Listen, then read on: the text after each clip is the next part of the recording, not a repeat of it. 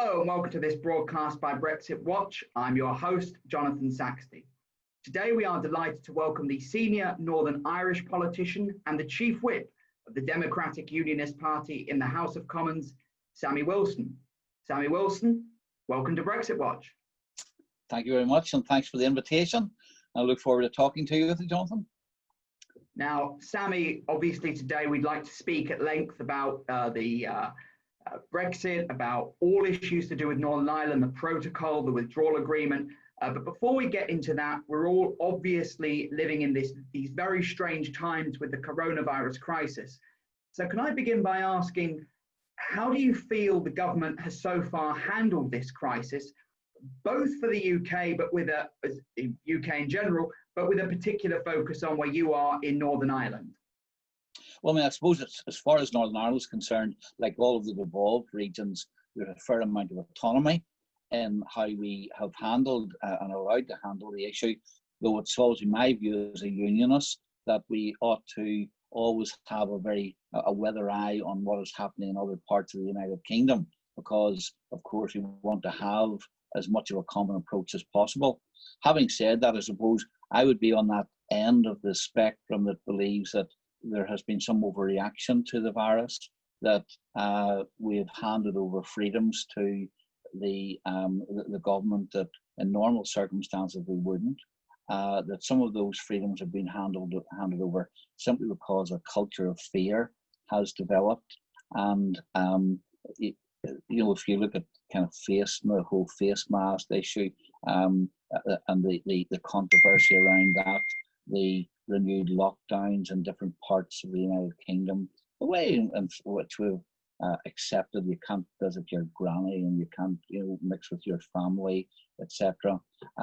It seems a bit odd to me that a Conservative government has become as controlling as what they have, all on the basis, of course, of predictions that were made which have been proven to be totally untrue. And we were predicted 500,000 deaths in the United Kingdom as a whole. Didn't even reach a fraction of that. And of course, every death is a tragedy, but the figures I think have been inflated to a certain extent by the way in which the wording of the death figures has been put, related to coronavirus. But of course, in many instances, we know it was underlying things which have killed people. So having said that, I think that the government has damaged the economy, has now got to chart a way back from where we are and start to try and lift the very real, genuine fears which have been instilled in the population, and probably have to deal now with the long tail back and legacy of deaths from other things, and the impact on people's mental illness which the reaction to the virus has caused. Sammy, before we head into Brexit, just sticking with the coronavirus crisis, as the furlough scheme is wound down, what do you see as the economic impact for Northern Ireland in particular? It's going to be massive, though I think it'll be the same all over. But we have a number of industries which are particularly vulnerable. The hospitality sector and the tourist industry, of course, is very important to Northern Ireland, and we have found that the recovery is going to be quite slow, and especially now that we still have travel restrictions, etc. And I think that many firms have held on to workers, but will, once they no longer have the government backing for that, are going to dispense with those workers. Our aerospace industry, we employ about 30,000 people in the aerospace industry, and Bombardier have already announced redundancies. We supply a third of the aircraft seats for all aircraft built across the world, and the two big companies that supply those have already announced redundancies. So there are going to be, I think, a rise in unemployment. Though I've got to say, I don't see that the government can continue with the furlough scheme as at present indefinitely anyway. Economically, I don't know how we afford it from a fiscal point of view. And also we've got to find ways in which we encourage firms to take workers back and start producing. The easy thing for many firms is, while the government's paying for the workforce, don't take any risks. And I think we need to start taking those risks to get the recovery. But there probably does need to be sector-specific issues addressed, and that the secret of having a bit of a bounce back in our economy will be to get the help for those specific sectors tailored in a way which doesn't leave them crashing, but yet at the same time doesn't mollycoddle them so much that they don't try and work their way out of the current pressure. Sammy, right now the EU and the UK are in this transition period with regards to Brexit, obviously something you supported very strongly. What has been your overall assessment of how the UK side, led by our chief negotiator, David Frost, has handled the negotiations? And do you think minds are now beginning to focus on both sides?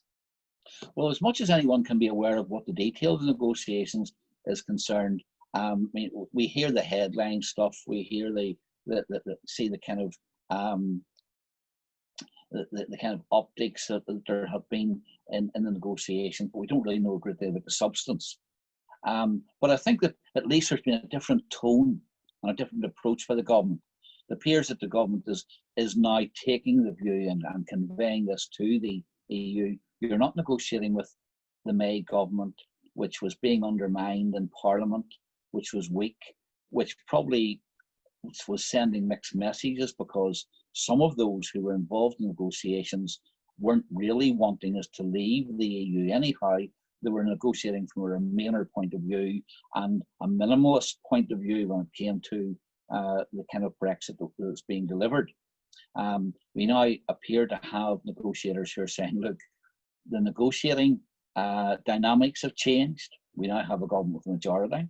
We're not going to be undermined at home. We have a government which is determined to get as clean a break as we possibly can with the EU. And we also recognise that the EU is in a much weaker position because of the economic impact of coronavirus, and also the fact that the individual countries are now beginning to let their specific concerns come to the fore, whereas there's not, in the past it was kind of we all have the same aims and objectives. I'm not so sure that always was the case, but at least the EU disguised the fact that different countries had different interests, etc. So the government, I hope, will exploit all of that, its strength, because of the changing situation in the UK and the weakness in the EU's negotiating position as it becomes more fragmented and as they come under pressure as the deadline approaches. But until we actually see what the outcome is, we can't be sure that behind the scenes there is still not this, well, we better not rock the boat too much with the EU. And I do worry, and I think a lot of pro-Brexit MPs do worry that when it comes down to the final analysis, will we accept some of the level playing field demands? Will we cave in on fishing? Will we allow the residual powers for the European Court of Justice, as they're found in the withdrawal agreement and have been left in the withdrawal agreement, will we allow those to stay? Will there be no attempt to change the Northern Ireland Protocol, which does have, I know it's called the Northern Ireland Protocol, but it actually has implications for the United Kingdom as a whole. Will all of those things be left unaddressed? And I see some worrying signs in all of that, in that officials within Treasury, within DEFRA, etc., appear to be willing to start putting in motion gold-plated acceptance of the withdrawal agreement. And I see that in my own constituency here and in Northern Ireland. And it worries me that you still have politicians saying, you know, these sound bites, no borders, we'll be totally free, we're going to take back control. while at the same time, when you examine the detail of what they will accept, we have done nothing of that. Sammy, let me jump in there. What do you see as the problem with the withdrawal agreement, particularly with regards to the Northern Irish Protocol? Well, let me just talk about the general problems with the withdrawal agreement, because don't forget, in the withdrawal agreement, there is still substantial input for the EU in a whole range of things. When it comes to citizens' rights, for example, the EU will still be able to make adjudications as to whether or not we have abided by some of the requirements that the EU would have in respect of how we treat EU citizens living in the UK. When it comes to the final bill, again, if there's a dispute, the European Court of Justice is going to have some input there, and we haven't nailed that down. And when it comes to the Northern Ireland Protocol, many of the things which apply to Northern Ireland apply to Northern Ireland alone, but the state aid rules, the EU state aid rules, which will apply to Northern Ireland, will also apply to the rest of the United Kingdom. If any of the state aid which the EU or the UK government decides to give to firms, for example, tax breaks to firms in GB, if those firms trade or potentially trade in Northern Ireland, then they will be subject to the same state aid rules as will apply to firms in Northern Ireland. And if the government decides to still go ahead with, say, giving the tax break or giving some other support, then the European Court of Justice will be the final adjudicator as to whether or not the UK government has broken the EU rules. So, there's a whole lot in the withdrawal agreement which was done in a hurry to give the government the ability to say, we've now got an agreement to get out of the EU and we can have an election. But when you dig into it, there are things which are left unresolved there which need to be resolved. Specifically to Northern Ireland, then there's the issue of, first of all, how can you, if you're a unionist government and claim to be a unionist government, allow Northern Ireland to be cut adrift in the way it is? The government put through a bill in the House, brought forward a paper there recently on the importance of the internal UK market. They've annoyed the Scots, Nats, the Welsh nationalists, etc., because there are certain powers which they will not devolve to Scotland and Wales and Northern Ireland because they want to continue with the integrity of the UK single market. Yet, the UK single market is ripped apart by the provisions in the withdrawal agreement. Northern Ireland basically has been taken out of the UK market, which is our main source of imports and our main destination for exports, because we're going to have just down the road from me here, 1 mile down the road, there'll be a border control point, which will be the effectively the frontier of the EU. 14 acres of land are being looked at for lorries to be queued in so that they can be opened up, examined. Paperwork will have to be produced.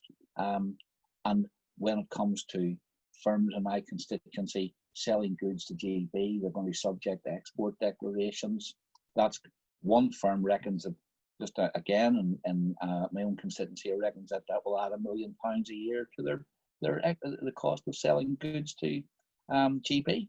Sammy, can I just jump in there? Sorry to interrupt you. Based on what you've said, and I totally understand what you're saying, what is the DUP doing now, or what can it do as we go towards December to highlight the problems of the protocol? Well, I think that we've done a number of things. That I've raised it on a number of occasions in Westminster, the Prime Minister's questions and other times. We are in constant contact with UK ministers, though we're given glib assurances through bodies such as the Centre for Brexit Policy, which is a makeup of a number of MPs from all parties. We have produced literature, documents, arguments using the best of the the brains available on this issue to try and get the message out that, look, this protocol has a huge impact on what shape Brexit is going to have and what it's going to be like in the future. And I mean, I suppose we can, where there is some role for the devolved assembly, we can try and slow down, and for local authorities here, we can try and slow down as much as possible the erection of the infrastructure, which the EU says has to be there by December. I mean, the local council here has to recruit some of the health or the environmental officers, which would serve at the border control post.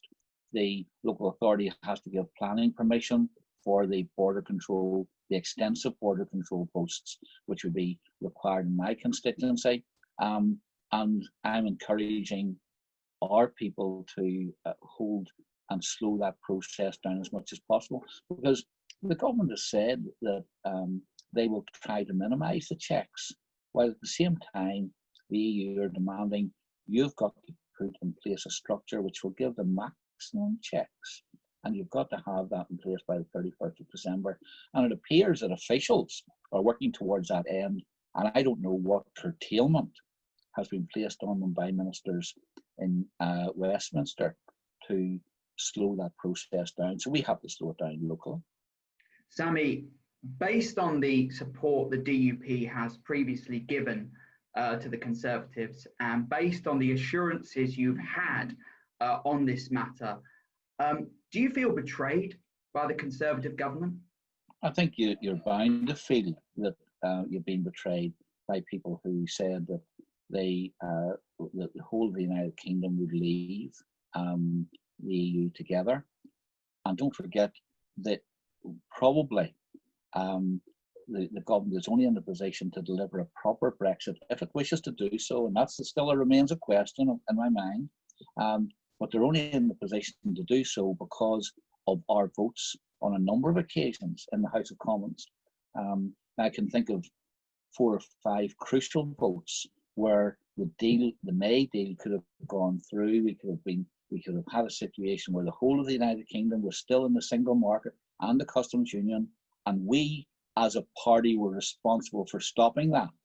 Now, I know that sometimes loyalty in politics isn't something you can always rely on, but we would have thought that at least there was some obligation to make sure that whilst we used our votes to stop the UK as a whole being kept within the confines and the grip of Brussels interference, that the government, which is now in power and has got the ability, would ensure that they would deliver the same for us. Sammy, if the Northern Irish Protocol goes ahead as it is currently, will the Prime Minister be able to follow through on all the other promises he has made regarding Brexit? No, he won't be. And as I say, one of the things which he has promised within his own party is that we will be free to make our own decisions as in tax policy, government spending, state aid and support for industries, regional policy, industrial policy. Will no longer be subject to EU interference on that whole raft of economic levers which we use for the United Kingdom and to develop the United Kingdom economy. If the protocol goes through as it is at present, as I pointed out, the state aid rules will apply to the whole of the United Kingdom, not just to Northern Ireland, because unless firms, it's directed only at firms that don't sell any goods in Northern Ireland, don't have any investments in Northern Ireland, don't potentially have a market in Northern Ireland. Now, there's not a firm in the United Kingdom who you could say doesn't fall into one of those 3 categories. So, I mean, the illustration I gave in the House of Commons was if Nissan, say the government wants to keep Nissan in the United Kingdom and decides we're going to give you tax breaks to develop battery technology for your cars. Nissan sell cars in Northern Ireland, and even though they didn't sell cars in Northern Ireland, they could potentially sell cars in Northern Ireland. So they would be selling into a part of the United Kingdom which is subject to EU single market regulations. And the EU or some other car firm in the EU could claim Nissan have now got an unfair advantage in a part of the Europe which is covered by single market rules. The British government would be challenged on the support which they were given to Nissan, and the final adjudicators as to whether that challenge was valid or not would be the European Court of Justice. Now, is that getting back control? And I could give you lots of other examples. Is that getting back control? The answer is, of course, it's not. Sammy, on that point, my next question is really split in two. As you understand it, is the protocol and the withdrawal agreement currently binding? And part two, for a true Brexit to take place, does the withdrawal agreement and crucially the protocol need to be torn up? Well, it's binding if the government does not seek to use some of the options within it. Clearly, the protocol does state that an alternative, and if alternative arrangements are negotiated, then the protocol can be changed in all or part. There's the Article 12 of the Northern Ireland Protocol makes that very, very clear. So one of the things we're saying is look at the difficulties which it's causing, and in these negotiations, negotiate to do away with those. And there's that option within. The second one is, if we leave with no deal, how binding is the protocol at that stage? And how binding is the withdrawal agreement as a whole? I mean, presumably, if we left with no deal, the government would not be paying £36 billion to the EU. What would you be paying the £36 billion for? You're not getting anything in return. You're not getting you haven't got a future trade arrangement. You haven't got, so if that part of the protocol, I'd be very surprised, though ministers have skirted around this, but I'm very surprised in the case of a no deal that we're going to still pay billions of pounds in the future to the EU. If that part doesn't stand, then why does it stands to reason the Northern Ireland Protocol would not stand either. So there's a second set of circumstances. Either you can negotiate changes, or if you don't get a deal, does the whole withdrawal agreement fall as well? And the other alternative which the government has at this stage is to simply say, as they're doing with some of the arrangements at the Port of Dover, etc., we are not going to implement this immediately.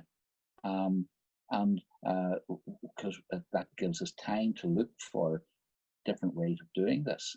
I mean, there's a 6 month, I think, delay on what the arrangements in Dover and the Dover-Cali crossing. So some of this could be delayed. Though I would prefer that it be all sorted out rather than leave us with the uncertainty. So, Sammy, just to be clear, if the protocol is not repudiated, do you think we won't have a true clean break Brexit? No, we won't. I mean, as far as the taking back control and sovereignty is concerned, whether you look at it in terms of who will make the final adjudication on the money that we pay into the EU, we're not getting out of Europe fully if the withdrawal agreement is in place. Citizens' rights, it will still give the European Court the means for interfering in the UK. The Northern Ireland Protocol will give the door for the EU to interfere in UK, a whole range of UK policies. And that's why I think that the eye has been taken off the ball. We've simply, I mean, I've heard Michael Gove saying time and time again, well, the withdrawal agreement will still stand. If the withdrawal agreement stands, even if we successfully negotiate a future trade arrangement, the withdrawal agreement still leaves the poison in the system, where the EU will have the ability and have the vehicle for, I've described the withdrawal agreements as a Trojan horse that allows the EU to get behind the walls of Brexit Britain and still be able to do damage. Sammy, we've spoken obviously about COVID-19. We've spoken about the situation with Brexit, particularly with regards to Northern Ireland. Just moving away a little bit from Northern Ireland, if we go for a no deal, so-called or no trade deal, World Trade Organization, WTO, Brexit, this looks like it could be a possibility if the headlines are to be believed. Given where we are economically, do you see any problems with that for the UK and particularly for Northern Ireland, or do you see that as a true Brexit and something to be welcomed? Well, I mean, first of all, I think that it's in the interest of both sides to leave with an agreement and leave with an agreement which they can both live with. Eventually, we're going to have to have normal relationships between the UK and Europe. It's still an important market. It may be a diminishing market for us, but it's still an important market. And there are so many other interconnections that you'd want to get a deal. So, I mean, that's my preference, that we get a deal. But if we find that the price of that deal is such, then I think that we negotiate or we operate on World Trade Organization rules. And don't forget, we trade with the rest of the world, mostly, because we don't have many trade deals with other countries in the rest of the world. We're trying to change that. But we change with the rest of the world on World Trade Organization rules and do fairly well out of it. I mean, in fact, we have trade surpluses with many other parts of the world where we don't have a favoured trade agreement. And yet here we are, part of the EU, and they've got huge trade deficits. So, you know, I think if you just look at it in a simplistic way, then we shouldn't have anything to fear from the World Trade Organization rules. My only concern would be that if we did that along with the Northern Ireland Protocol being in place, then it would create huge difficulties for Northern Ireland, because of course then any goods coming from GB into Northern Ireland would have to be subject to all of the EU tariffs, and that would be hugely disruptive. Because we'll be still part of the European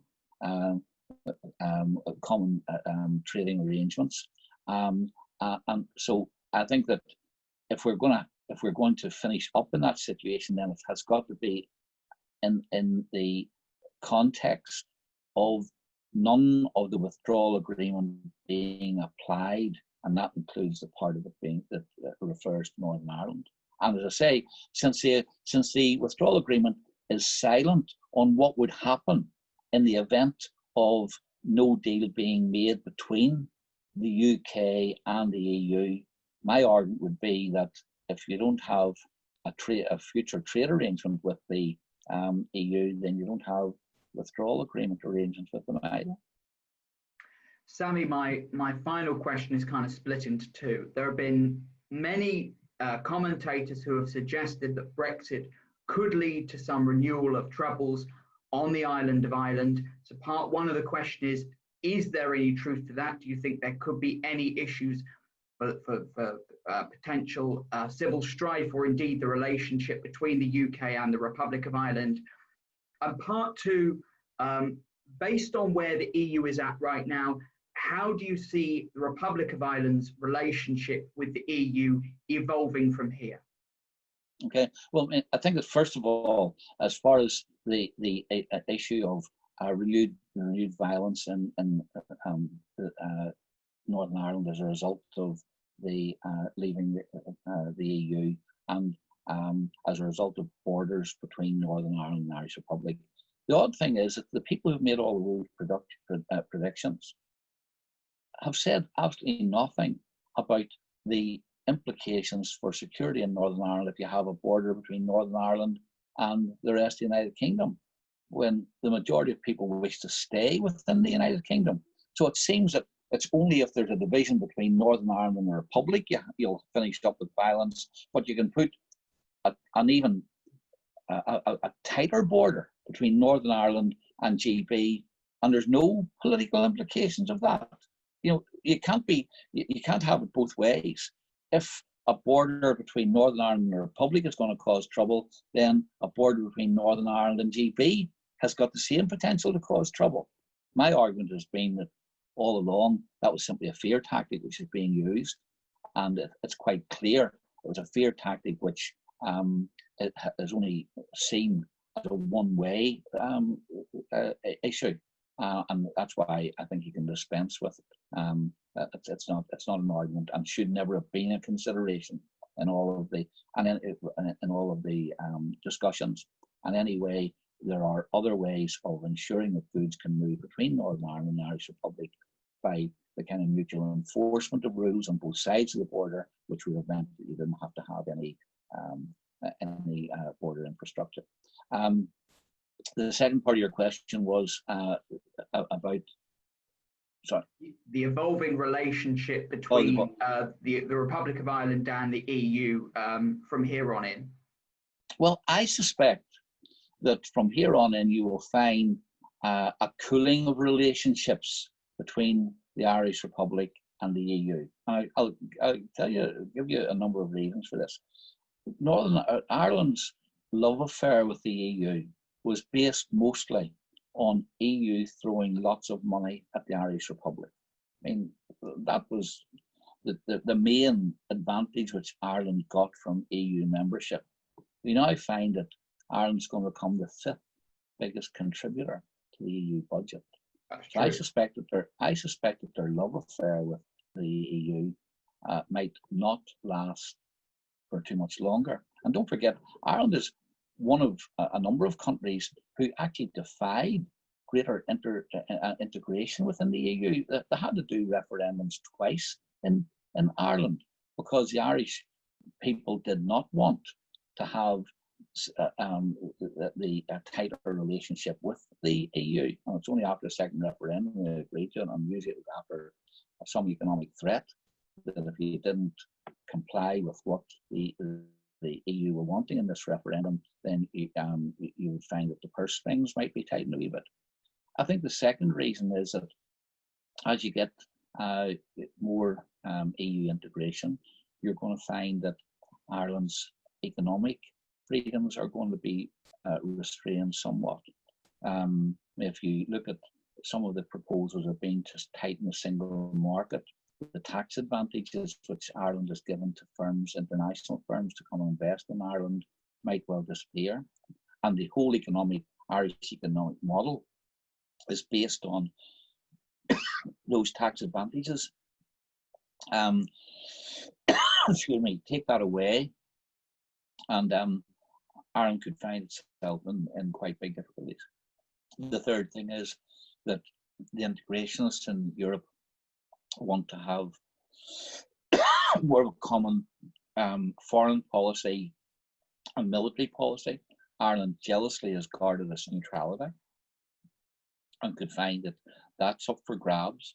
So there's a whole range of things coming down the road as the integrationists in Europe move towards greater central control, which I think will irk many of the people in the Irish Republic. And then, of course, Ireland, I think, is beginning to realise, especially as we approach the possibility of a no-deal Brexit, just how dependent their economy is on GB. I mean, the Irish economy is slightly less, but not all that less, dependent on the GB market than the Northern Ireland economy is. So to find itself having trading difficulties or trading barriers between Ireland and GB as a result of continued EU membership may well cause a rethink there as well. I'm not saying that you're going to have a huge and immediate rush towards a referendum to break away from the EU, but I think that the relationship is going to get much cooler. I think we're just about out of time. So, Sammy Wilson, thank you very much for joining us today. Okay, thank you. And thank you for watching. You can find out more at www.brexit-watch.org. You can also find us on Facebook and on Twitter Please subscribe to our YouTube channel. Until next time.